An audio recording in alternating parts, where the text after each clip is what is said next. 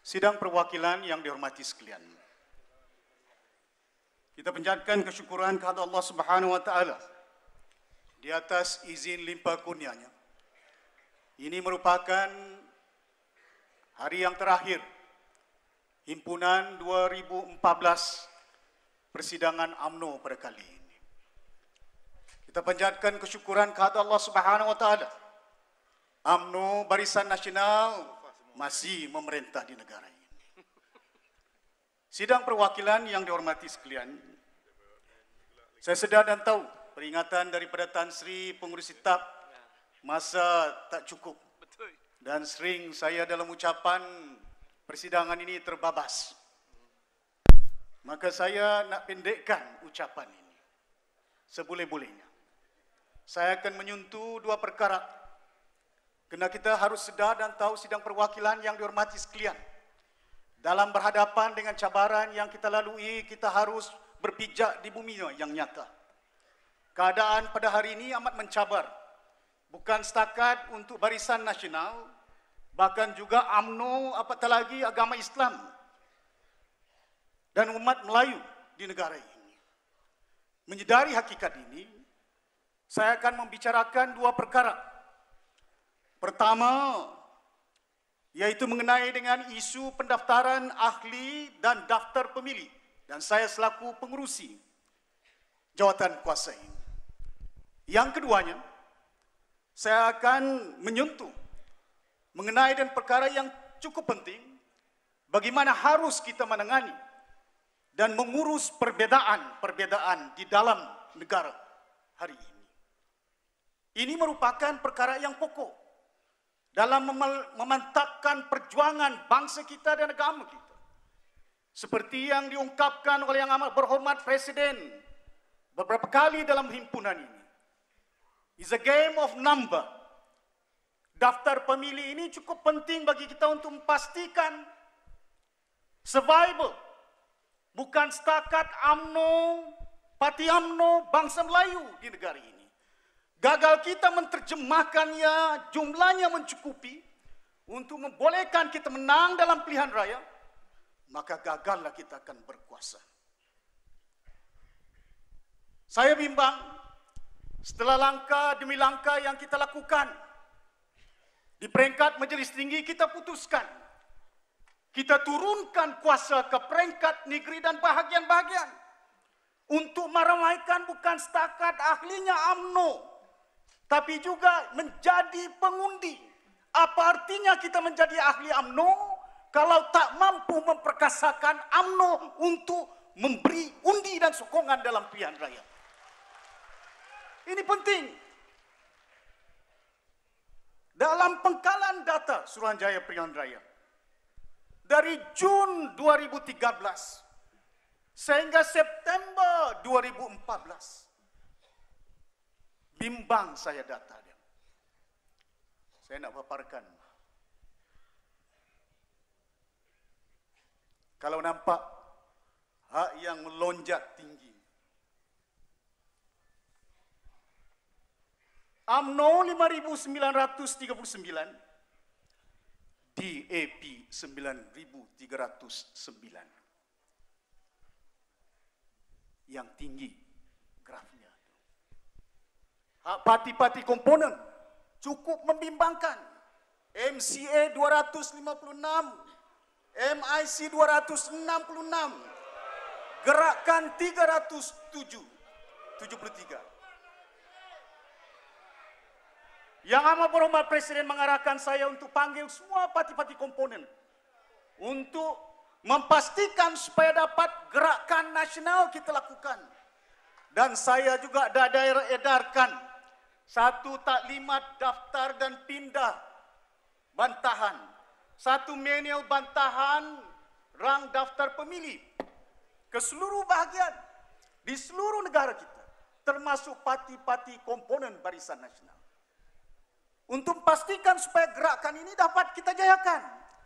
Menambah jumlah undi. Bukan setakat menambah ahli UMNO nak menang di peringkat bahagian dan cawangan. Ini penting. Survival party bukan berlandaskan dengan laungan. Gerakan kerja, amalan. Mengukur manusia bukan dengan ucapan, perbuatan itu kebenarannya. Penting bagi kita untuk pastikan.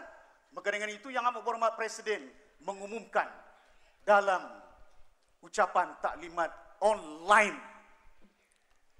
Kita akan gerakkan dalam masa yang terdekat untuk memastikan kita ramaikan bukan setakat anak-anak muda kita yang mendaftar.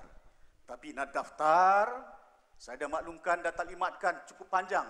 Beberapa negeri saya menjelajah, termasuk di Johor, di Perak, bersekali dengan menteri-menteri besar. Saya nyatakan, the DNA, jangan daftar main sembrono. Orang Jawa pun boleh cakap Jawa. Main sembrono, the DNA must be verified. Kenal pasti daftar, jangan daftar yang totonya undi bulan, roket. Tak akan menambah kekuatan parti kita. Maka daftarlah yang akan memberi kekuatan kepada parti kita. Apa yang penting saya berharap ke arah ini, gerak kerja kita perlu berdasarkan dua strategi yang cukup utama dan penting. Pertama, kita nak pastikan retain di mana kita fokus area, kawasan-kawasan yang kita dah menang. Pertahankan kawasan yang menang. Yang kedua, regain, ambil balik kawasan yang kita kalah dalam pilihan raya ke-13 untuk meningkatkan kejayaan kita, jumlah kursi yang boleh mampu kita gerakkan. Kedua-dua gerakan ini membawa pendekatan yang berbeda, namun kedua-duanya perlu bergerak berasaskan kepada cawangan, bahagian dan negeri. Saya berharap insyaAllah mudah-mudahan dengan kerjasama bukan hanya pergerakan wanita yang amat berhormat dah umumkan, kita juga turut mendaftar, melantik beberapa badan termasuk JKK, JKKP, Tok Batin, termasuk tuai-tuai rumah untuk menjadi jentera untuk pastikan supaya kita dapat tingkatkan usaha daftar pemilih. Hadirin yang dihormati sekalian, dalam menangani dan mengurus perbezaan yang ada di negara ini, kebelakangan ini membimbangkan kita. Beberapa isu yang timbul, yang boleh menghakis bukan hanya kekuatan barisan nasional, boleh menghakis perpaduan bangsa yang berbagai antaragama di negara ini. Dalam menangani dan mengurus perbezaan ini sidang perwakilan, penting bagi kita untuk pastikan bab satu agama, bukan hanya agama dengan Islam dengan yang lain. Hak umat Islam di kalangan umat Islam. Ayat Al-Kafirun yang telah pun dibaca oleh rakan saya Ustaz Kamal. Bismillahirrahmanirrahim. Qul ya ayyuhal kafirun la a'budu ma ta'budu wa la antum 'abiduna ma a'bud wa la ana 'abidu ma 'abadtum wa la antum 'abidun lakum dinukum waliyadin.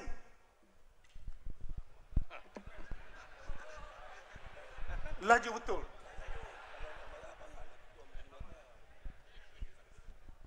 Ayat ini diperingatkan kepada umat tentang perbedaan. Diturunkan ayat ini di kota Mekah, bila mana Rasulullah berhadapan dengan cabaran umat yang menganut berbagai agama. Bukan hanya menyambat tapekong, minum arak berbagai-bagai. Kandungan ayat ini dua perkara yang cukup penting. Pertama, lakum dinukum waliyadin, yaitu tentang menegakkan akidah. Tidak ada tolak banding, harus ditegakkan. Yang kedua, menghormati tentang perbedaan agama dan agama. Ini penting kepada kita. Jadi saya berharap untuk memastikan seperti usaha Rasulullah membina tamadun kota Madinah sebagai langkah pertama menyatukan masyarakat Islam di Madinah. Nabi Muhammad SAW mempersaudarakan kaum Ansar dengan kaum Muhajirin. Kaum Muhajirin dengan Muhajirin, kaum Ansar dengan Ansar, kaum Muhajirin dengan Ansar. semangat Asabiyah telah digantikan dengan semangat ummah mengikut akidah Islam. Hubungan persaudaraan, masalah perbedaan dari segi sosial dan ekonomi, kedua-dua golongan bergaul, bekerjasama untuk kebaikan agama dan negara. Masyarakat majmuk di negara ini penting kepada kita. Saling hormat menghormati. Semangat ayat Al-Kafirun ini diterjemahkan dalam perlembagaan negara Malaysia. Perkara ketiga kurungan 1. Agama Islam ialah agama resmi bagi persekutuan. Tetapi agama-agama lain boleh diamalkan dengan amannya. Di mana-mana persekutuan.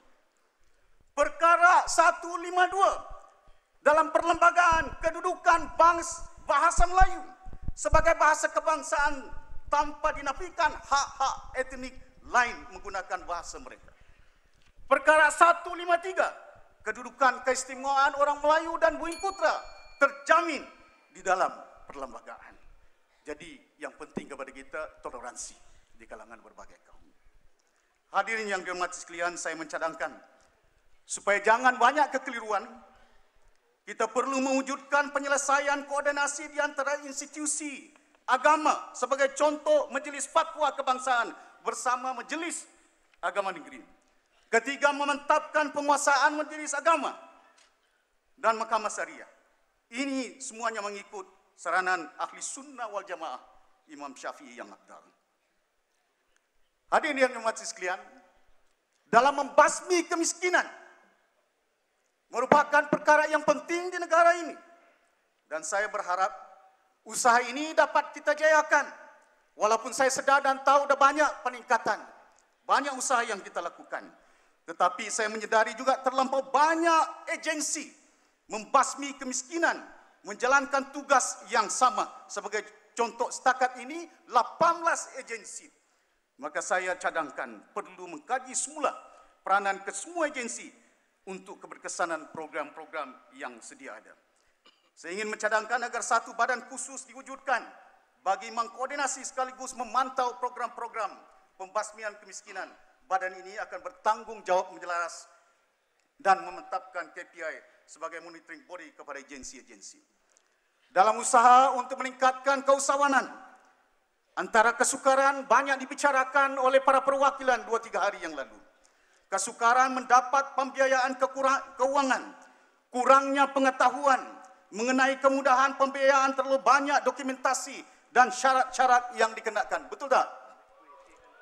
Masalah kedua, agak terlalu banyak agensi yang melaksanakan inisiatif yang sama, antaranya Tekun, Mara, MITI, KKLW dan lain-lain lagi.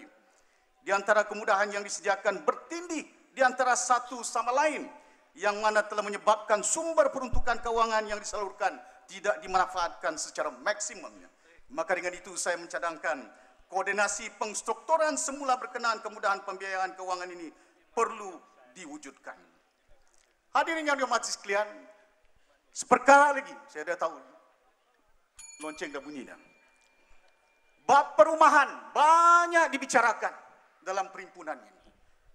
Dan saya dapati perumahan untuk membantu bukan hanya golongan yang mampu milik di bandar-bandar, di luar bandar.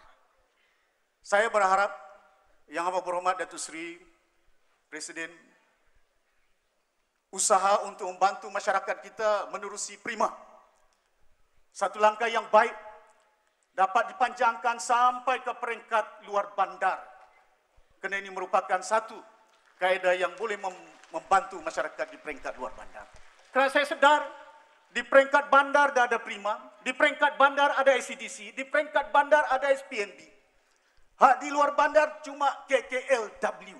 Itu pun RM50,000 tanpa tanah. Bayangkan prima RM150,000 subsidi. Hak rumah PPRT RM50,000 yang ada. Maka saya cadangkan, hak RM50,000 tak ada tanah. Tidak ramai masyarakat di luar bandar yang punya tanah. Mereka tergolong masyarakat yang miskin. Dalam miskin tak ada tanah mereka. Jadi saya dapat melihat bila saya menjelajah selaku Menteri Kampung dan Kampung-Kampung. Tok, kami tak ada tanah tu. Jadi tanah dia kadang-kadang terpaksa tumpang. Orang Kedah cakap tumpang tui.